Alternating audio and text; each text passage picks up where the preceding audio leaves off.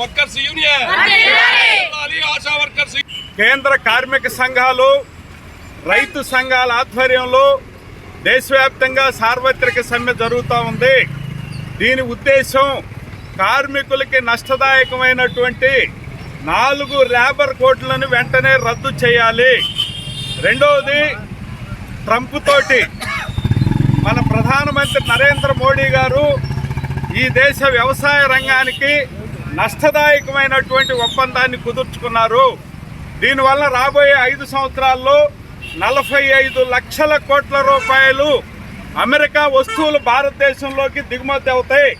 దీనివల్ల రైతాంగానికి, పత్తి పండించే రైతాంగానికి, మొక్కజొన్న పండించే రైతాంగానికి, పాడి రైతులకి తీవ్రమైనటువంటి నష్టం వాటిల్లుద్ది.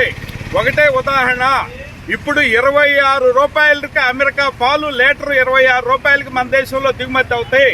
అప్పుడు పాడి రైతుల పరిస్థితి ఏమిటి అని చెప్పేసి మేము అడుగుతున్నాం.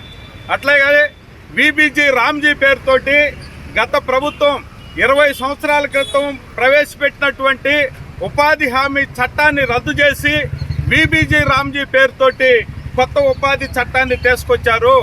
దీని పేరుతోటి రాష్ట్ర ప్రభుత్వాలు 40% గ్రాంట్ని ఇస్తే కేంద్ర ప్రభుత్వం 60% ఇచ్చిందట. గతంలో 90% గ్రాంటు కేంద్ర ప్రభుత్వం ఇస్తే 10% రాష్ట్ర ప్రభుత్వాలకు ఇచ్చేది. దీంతో రాష్ట్ర ప్రభుత్వాల మీద అధిక భారం పడుతుంది. దీనివల్ల ఉపాధి కూలీలకి ఇప్పుడు దొరికేటువంటి ఉపాధి కూడా దొరకకుండా పోయేటువంటి ప్రమాదం ఉంది. రాబోయే రోజుల్లో కార్మికులు తమ హక్కుల కోసం సంఘం పెట్టుకునేటువంటి హక్కును కోల్పోతారు, సమ్మె చేసే హక్కు కోల్పోతారు. అంగన్వాడీ వర్కర్లు, ఆశా వర్కర్లు గతంలో తమ వేతనాల కోసం, తమ పని పరిస్థితుల కోసం అనేక దఫాలు సమ్మె చేశారు. ఈరోజు ఈ చట్టాలు అమల్లోకి వస్తే కనీసమైనటువంటి ఆ సమ్మె చేసే హక్కును కోల్పోతారు. గతంలో బ్రిటిష్ వాడి హయాంలోనే పోరాడి సాధించుకున్నటువంటి 8 గంటల పనిదినాన్ని కూడా కోల్పోయే పరిస్థితి ఈరోజు వచ్చింది.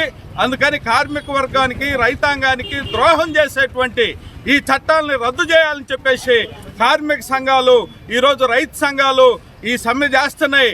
ఎప్పటికైనా ప్రభుత్వాలు కళ్ళు తెరిచి వీటిని రద్దు చేసుకోవాలని చెప్పేసి డిమాండ్ చేస్తున్నాం. లేకపోతే రాబోయే రోజుల్లో కార్మిక వర్గం మరింతగా పోరాడి ఈ ప్రభుత్వాలను వెనక్కి కొడుతుంది అని చెప్పేసి తెలియజేస్తున్నాం. సిహెచ్ గంగయ్య, కౌలు రైతు సంఘం, బాపట్ల జిల్లా ఉపాధ్యక్షులు.